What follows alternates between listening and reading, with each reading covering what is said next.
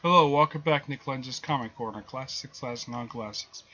This is episode number 218 and Doubleshot number 152.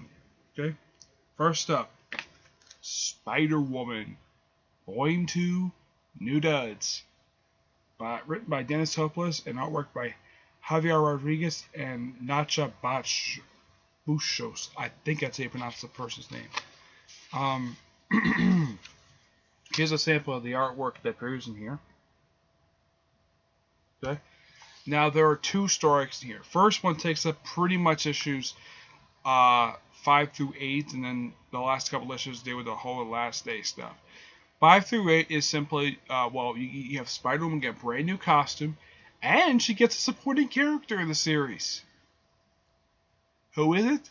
Ben Urich. Yep, Ben Urich becomes a supporting character in the series. Now, it first starts out, she fights Porcupine. And by the way, this is the second Porcupine. This is not the same person who fought Iron Man in his day when he first showed up. This is a different Porcupine. Yeah, I know. I've looked this up. This is a completely different character. But it's second Porcupine. Basically, the story is that these C and D-list villains having their kids or loved ones get kidnapped.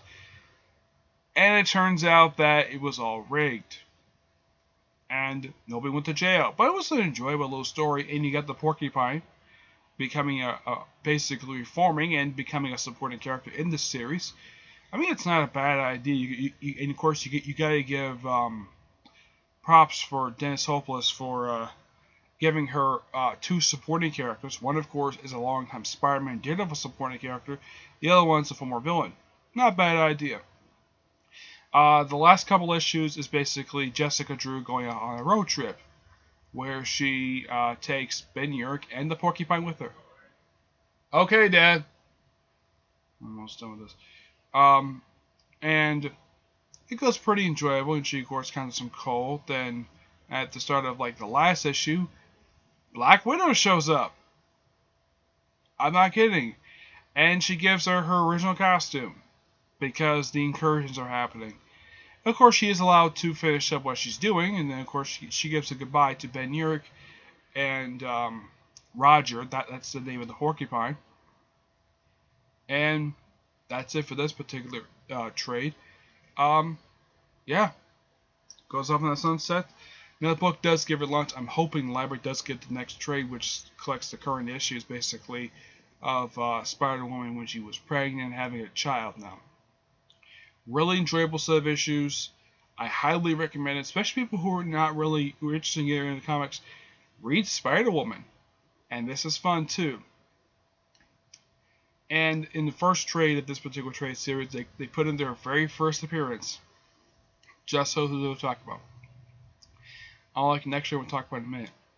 So for this particular trade, because I found this thing to be really enjoyable, I give this book a 9.25 out of 10. This is really good. Alright, next up is Amazing Spider-Man, Inhuman, Captain America, Inhuman Error. This collects respective specials for Amazing Spider-Man, Inhuman, and All New Captain America. And by the way, I should also mention that the special was the last thing All New Captain America published before Secret Wars happened.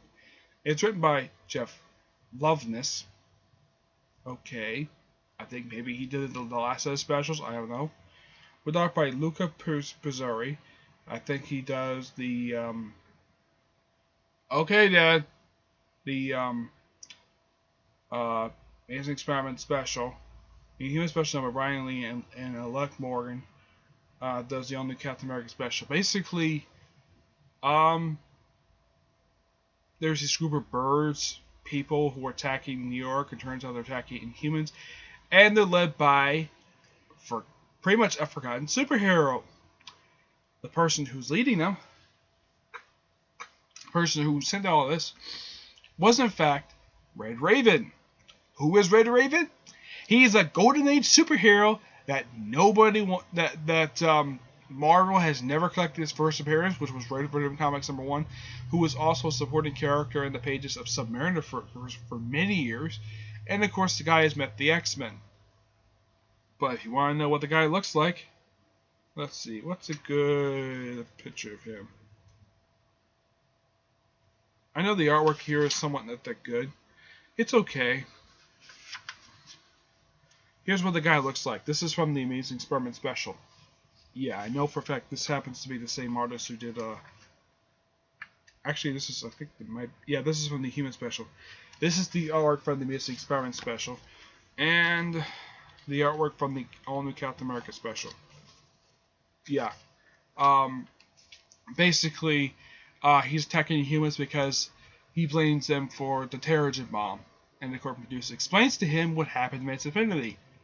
Black Bolt detonated the Terrigen bomb, pretty much destroyed the original Attilan, and they had to build a new Attilan. And in case you're wondering why Sam is here, there's a reason for that. He's the only Avenger, basically, Spider-Man was able to get contact with. Apparently, he left his Avenger communication device on his couch in his apartment. Now, I think he still has his as far as I could tell, I think he still has his company. Not mentioned in here. His company is not mentioned. But it's nice the fact that Spidey brought up the fact that they had met before. The last time they met was in pages of Inhuman, I believe was issue number 10. It was for the Axis time. But here's the thing. Spider-Man first met Medusa back in the 70s. Why do Reyes forget this? I don't know. Maybe because it's the Inhumans. But Sam helps out really well in here, and they stop Red Raven. Yeah, that's really the guy's name. There's mentions of Steve, and Steve Rogers himself does show up at the very end, and Red Raven's so happy to see him. And basically, even though he did terrible things with this whole thing, Captain America forgives him. Because and Medusa does sincerely want to help him because the Inhumans are her responsibility. They possibly get appearances in here by pretty much people who are in the Inhuman series at the time, which covers Medusa, Gorgon, Karnak is not in here. Neither is Black Bolt. Charter, I think his name is. You also get appearances by the new Inhumans, which is Inferno, Flint, Trig, I think her name is. I think that's it for the new Inhumans, which is nice. The fact you have Spider-Man interacting with the new Inhumans. Really smart idea for the part of the writer to do that. And I like his name for basically their group. Spider-Man and his amazing casual acquaintances. I thought that was so funny. But this is still pretty enjoyable. The only downside to this is the fact that each special has their own artist to it. I am not sure why Marvel does this. I mean, they put out these specials and they give them all separate artists. I don't know why.